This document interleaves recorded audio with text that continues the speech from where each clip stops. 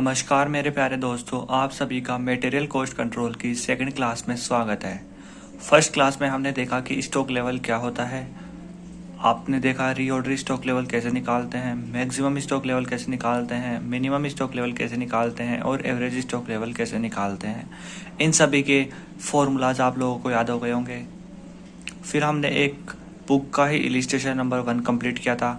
आज इस second class में अपन बात करेंगे इलिस्ट्रेशन नंबर 2 का, जो कि आप ही की बुक का है। तो चलिए शुरू करते हैं आज का इलिस्ट्रेशन नंबर 2। आप सभी को आपकी स्क्रीन पे दिख रहा होगा इलिस्ट्रेशन नंबर 2। अगर आपके पास बुक है तो बुक ओपन कर लीजिए। ये जो इलिस्ट्रेशन नंबर 2 है ना, ये काफ़ी इजी है लेकिन काफ़ी इंपॉर्टेंट इलिस्ट्रेशन है, क्योंकि इसमें काफ़ी सारी चीज़ें पूछी जाएगी आपसे। इसलिए इसके एग्ज़ाम में आने के काफ़ी ज़्यादा चांसेस है, तो इसको मोस्ट भी करते हुए चलिएगा। तो अपन शुरू करते हैं इलिस्ट्रेशन नंबर 2। इसने बोला कि एक वस्तु के निर्माण में एक कंपनी 3 प्रकार की सामग्री का प्रयोग करती है, और 3 प्रकार की सामग्री कौन कौन सी है? ए है, बी है और एक है सी, यानी कि 3 प्रकार के। अब देखो आप नीचे जो टेबल बनी हुई है ना, इस टेबल पे आ जाओ। कौन सी वाली टेबल? ये वाली टेबल है ना, ये पूरी टेबल, इसकी बात कर रहा हूँ मैं। इसने बोला कि रॉ मटेरियल्स है ए, बी और सी, यानी कि 3 रॉ मटेरियल्स है। इसने बोला कि usage per unit of product, यानी कि ए कितने प्रोडक्ट का यूज कर रहा है? 10 का, बी कितने का यूज कर रहा है? 4 का, और सी कितने प्रोडक्ट का यूज कर रहा है? 6 का। अपन ने जब इलिस्ट्रेशन नंबर फर्स्ट देखा था, उसमें केवल यूज एक प्रोडक्ट का हो रहा था, तो हमने कुछ नहीं किया था। लेकिन यहाँ पे प्रोडक्ट कितने हैं? ए के 10 है, बी के 4 है, सी के 6 है। इनका क्या करेंगे, इनको बाद में देखेंगे। पहले इसमें वो देखो कि इलिस्ट्रेशन नंबर फर्स्ट में और इसमें क्या क्या कॉमन चीज़ें थी। देखो रीऑर्डर क्वांटिटी यहाँ पे भी दी हुई है और इलिस्ट्रेशन नंबर फर्स्ट में भी दी हुई थी। ये इलिस्ट्रेशन नंबर फर्स्ट में नहीं था, यहाँ पे कोई बात नहीं, इसको अभी मत देखो। डिलीवरी पीरियड, यानी कि लीड टाइम आपको दिया हुआ है। मैंने बोला था लीड टाइम को अपन क्या बोलते हैं? डिलीवरी पीरियड भी बोलते हैं। यहाँ पे डिलीवरी पीरियड से आ गया तो घबराने की कोई बात नहीं है, आपको दोनों नाम पता है तो आप कर लोगे। ए के लिए 1 से 3 है, तो 1 का मिनिमम तो क्या हो गया? 1 है ना, और मैक्सिमम कितना हो गया? 3। अगर नॉर्मल आ जाए तो नॉर्मल निकाल लोगे ना, कि बड़ा प्लस छोटा डिवाइड बाय 2, तो 3 और 1 4, 4 में 2 से डिवाइड करेंगे तो 2, तो नॉर्मल हो गया 2। फिर अपने को दे रखा है रीऑर्डर लेवल 8000, या ए का दे रखा 8000, बी का दे रखा 4750, सी का नहीं दे रखा।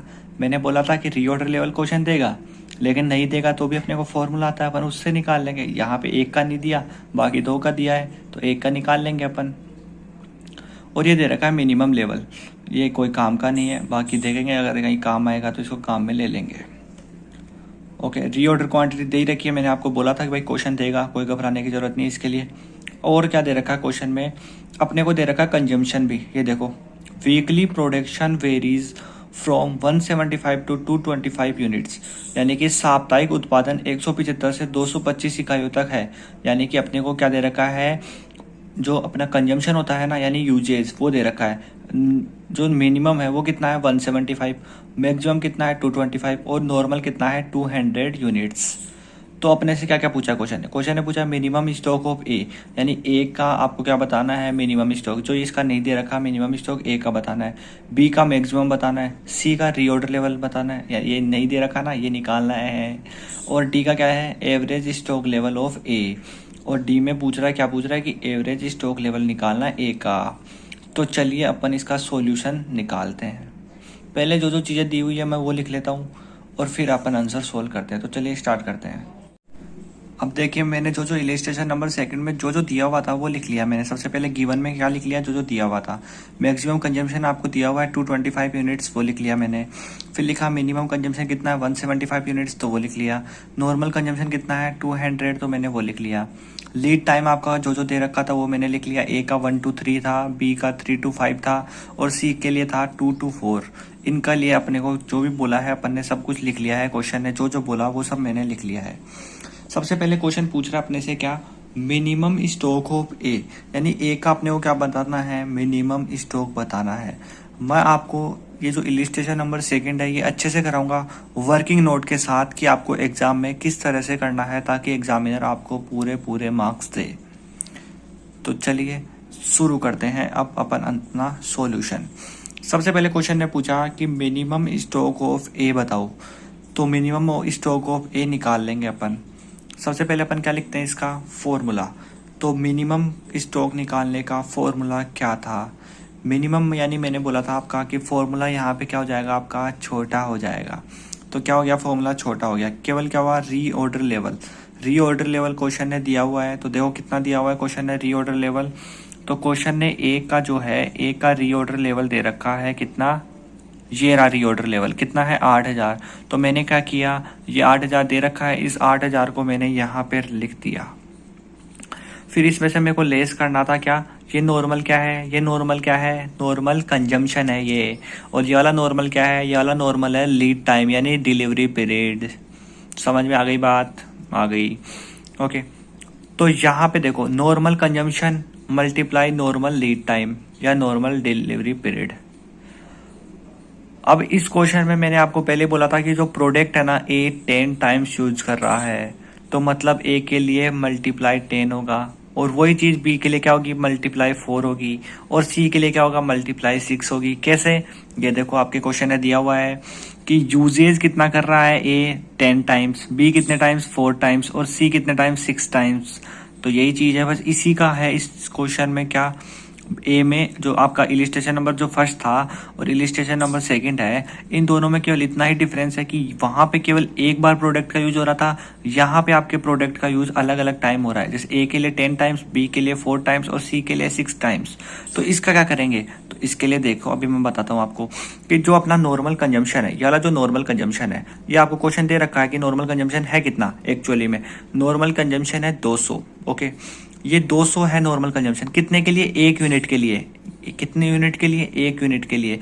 लेकिन यहाँ पे ए कितनी यूनिट को प्रोड्यूस कर रहा है, ए कितनी यूनिट को प्रोड्यूस कर रहा है, 10 को। तो ये 200 जो है नॉर्मल कंजम्पशन, ये 200 है, ये 200 एक यूनिट के लिए प्रोडक्ट है। लेकिन अपने को कितने प्रोडक्ट के लिए निकालना है, अपने को निकालना है 10 टाइम्स के लिए, कि भाई अपन ने कितने टाइम्स उसका यूज किया है, तो 10 टाइम्स किया है। तो 10 टाइम्स निकालने के लिए क्या करेंगे अपन, 200 मल्टीप्लाई 10 कर देंगे। ये देखो अपन क्या कर देंगे कि 200 को मल्टीप्लाई कर देंगे 10 से, तो कितना आएगा आपका 2000।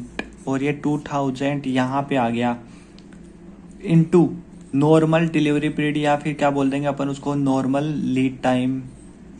नॉर्मल लीड टाइम कितना है ए का, कि मिनिमम तो है 1, मैक्सिमम है 3, और इसको निकालने का क्या फॉर्मूला होता है कि बड़े में छोटा जोड़ो और 2 से डिवाइड करो।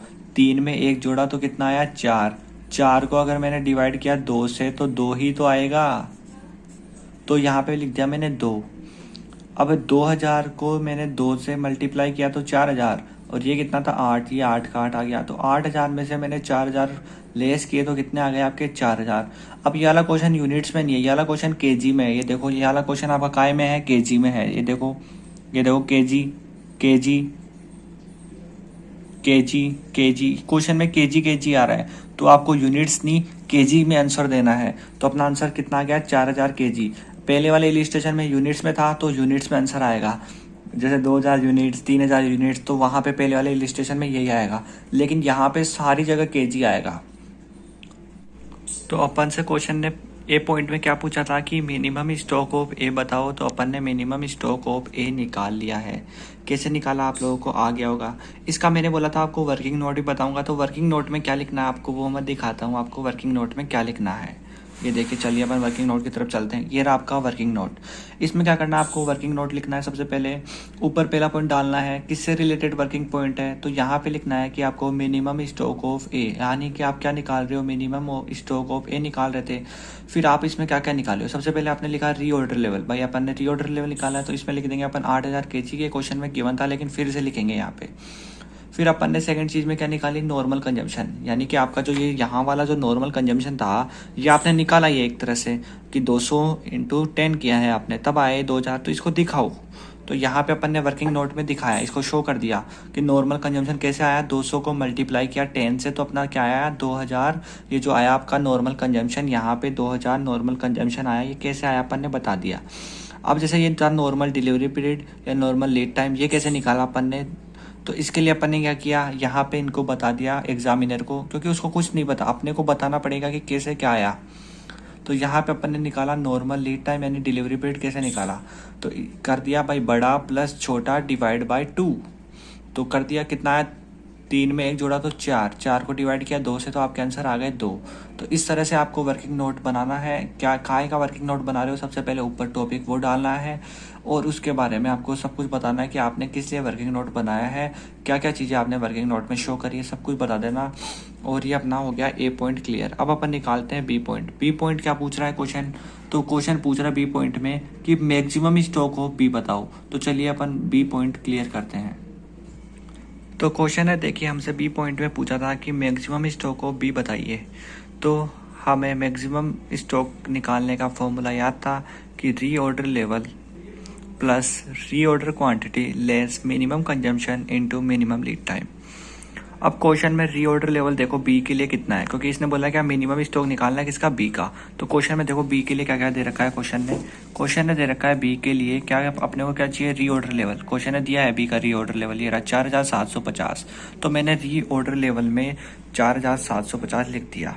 फिर क्वेश्चन ने बोला रीऑर्डर क्वांटिटी। अब यहाँ पे रीऑर्डर क्वांटिटी देखो क्वेश्चन में दे रखी है, क्या देता ही है क्वेश्चन रीऑर्डर क्वांटिटी। तो बी की रीऑर्डर क्वांटिटी देखो कितनी है, 5000 रुपये, 5000 kg। तो मैंने यहाँ पे लिख दिया कितना, 5000 kg। इसमें से अपने को क्या करना है, लेस करना है, क्या, minimum consumption into minimum lead time. Minimum consumption देखते हैं, अपन ने लिख रखा है मिनिमम कंजम्पशन, देखो गिवन में मिनिमम जो कंजम्पशन है वो कितना है, 175 है। लेकिन ये कितनी यूनिट के लिए है, ये है 1 यूनिट के लिए। लेकिन बी कितनी यूनिट प्रोड्यूस कर रहा है, वो देखो बी कितनी यूनिट प्रोड्यूस कर रहा है, 4। जैसा अपन ए में मल्टीप्लाई 10 किया था वैसे बी में कितना करेंगे, मल्टीप्लाई 4। तो मल्टीप्लाई 4 कर दें। तो यहाँ पे आपको मैं एक बार ऐसे करके बता रहा हूँ कि 175 को अपन क्या कर देंगे, मल्टीप्लाई कर देंगे अपन 4 से। तो आंसर आएगा आपका 700, यानी कि आपके आंसर आ गए 700। और वो 700 मैंने यहाँ पे लिख दिया। लेकिन आपको ऐसे नहीं करना, आपको वर्किंग नोट में करना है, वो अभी मैं आपको बताता हूँ। फिर आता है आपका क्या, मिनिमम लीड टाइम। अब तो मिनिमम लीड टाइम निकालना। बी का मिनिमम लीड टाइम देख लो क्वेश्चन में कितना है, ये देखो डिलीवरी पीरियड बी का मिनिमम पूछ रहा है। मिनिमम तो कितना है, 3। तो ये 3 यहाँ पे लिख देंगे अपन, ये 3 यहाँ पे लिख दिया। इन दोनों को जब ऐड किया तो कितना आए, 9750, इनको यहाँ पे लिख दिया। इसको जब सोल्व किया तो 2100 आए, यानी कि 700 को मल्टीप्लाई किया 3 से तो 2100 आपके आंसर आया। इसमें से इसको लेस करना था तो 9750 में से 2100 लेस किया तो आपके आंसर आए 7650 kg। अब इसका वर्किंग नोट में क्या करेंगे अपन, तो वर्किंग नोट की तरफ चलते हैं अपन। तो वर्किंग नोट ये रहा आपका।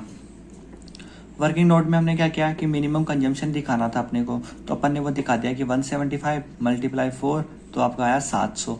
और मिनिमम लीड टाइम तो साफ साफ दिया हुआ था तो भी वो लिख दिया अपन ने 3। तो इस तरह से अपना सेकंड पॉइंट भी क्लियर हो गया।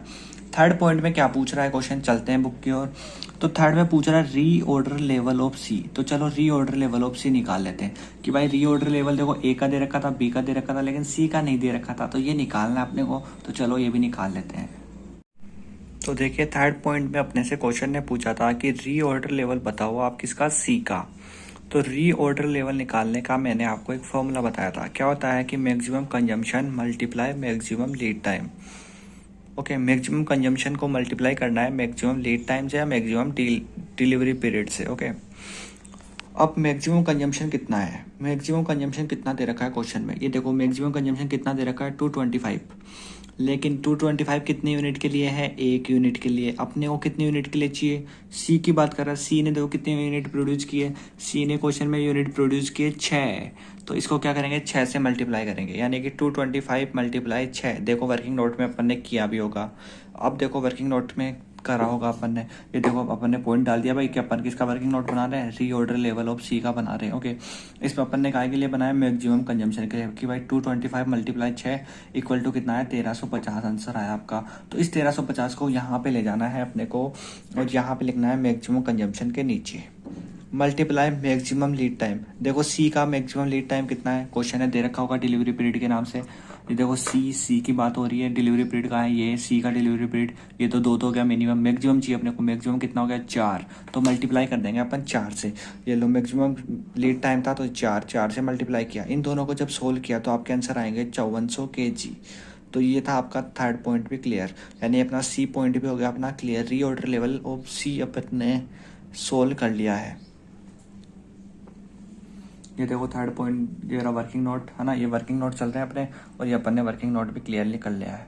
अब देखो अपने को डी पॉइंट में क्या पूछा क्वेश्चन ने पूछा डी पॉइंट में कि एवरेज स्टॉक लेवल ऑफ ए बताओ। तो चलो सोल्व करते हैं अपन एवरेज स्टॉक लेवल ऑफ ए।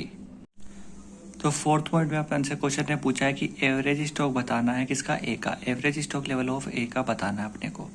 तो अपन को बताना है एवरेज स्टॉक लेवल ऑफ ए का।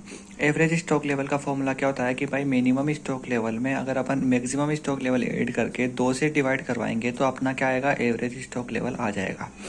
अब यहाँ पे ये देखो मिनिमम जो स्टॉक लेवल है, आपने कहीं पे मिनिमम स्टॉक लेवल ऑफ ए का एक क्वेश्चन आया था अपने, ये देखो पहला क्वेश्चन था। इसमें जो पहला पॉइंट था इसमें क्या पूछा था कि भाई मिनिमम स्टॉक ऑफ ए बताओ, यानी कि अपन ने ये वाली चीज कहीं निकाली है, ये वाली चीज अपन ने निकाली थी ए पॉइंट में। तो कहाँ निकाली थी, ए पॉइंट कहाँ है, ये रहा अपना। यहाँ पे अपन ने निकाला था मिनिमम स्टॉक ऑफ ए, तो इसको सोल्व किया था अपना कितना है 4000। तो सेम एच डी चीज वाली चीज अपन ने पहले निकाली थी तो वापस निकालने की जरूरत नहीं है, तो अपन ने लिख दिया यहाँ पे 4000। अब ये जो है ये अपन ने कहीं नहीं निकाला, तो इसके लिए अपन क्या करेंगे, वर्किंग नोट दिखाएंगे। तो वर्किंग नोट कहाँ है, तो चलिए अपन वर्किंग नोट में चलते हैं। तो ये रहा आपका वर्किंग नोट, ये रहा आपका वर्किंग नोट। क्या निकाला अपन ने, मैक्सिमम स्टॉक लेवल ऑफ ए निकाला। क्या होता है formula, reorder level plus reorder quantity less कर देंगे minimum consumption into minimum lead time. Reorder level देखो ए का कितना है और रीऑर्डर क्वांटिटी देखते हैं अपन ए की। सबसे पहले देखते हैं अपन रीऑर्डर लेवल ए का कितना है। तो क्वेश्चन में गए अपन, तो क्वेश्चन में देखो रीऑर्डर लेवल कितना है ए का ये है ए, रीऑर्डर लेवल का है 8000। तो ए का रीऑर्डर लेवल कितना हो गया 8000। तो अपन ने यहाँ पे लिख दिया 8000 रीऑर्डर लेवल। प्लस करना है रीऑर्डर क्वांटिटी। तो रीऑर्डर क्वांटिटी कितनी है, ए में चलते हैं, ए की रीऑर्डर क्वांटिटी देखते हैं। ए की रीऑर्डर क्वांटिटी कितनी है 10000। तो ये 10000 कहाँ पे लिख देंगे अपन, यहाँ पे लिख देंगे। इसमें से अपने को लेस करना है क्या, मिनिमम कंजम्पशन। देखो अपना मिनिमम कंजम्पशन कितना था क्वेश्चन में, ये देखो मिनिमम कंजम्पशन कितना है, मिनिमम कंजम्पशन है अपना 175। कितनी यूनिट के लिए है, 1 यूनिट के लिए।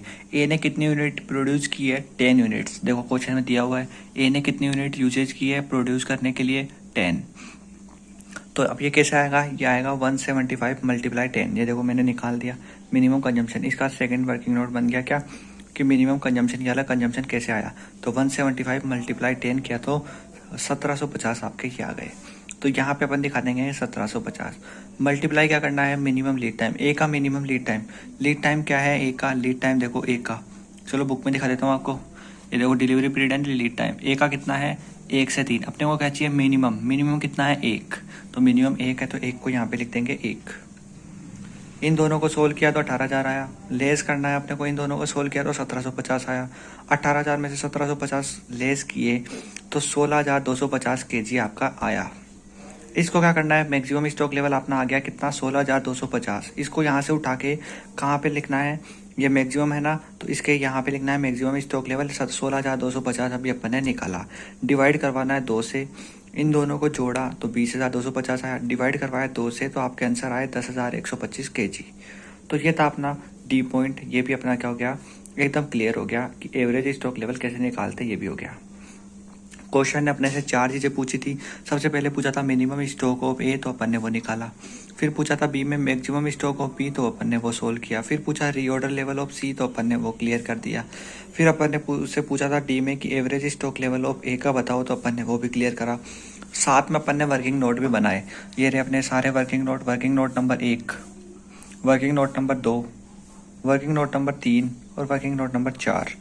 तो इस तरह से अपन ने आज इलिस्ट्रेशन नंबर 2 कंप्लीट किया। अब अपना इस टॉपिक से रिलेटेड एक इलिस्ट्रेशन बचता है जो कि इलिस्ट्रेशन नंबर है 3।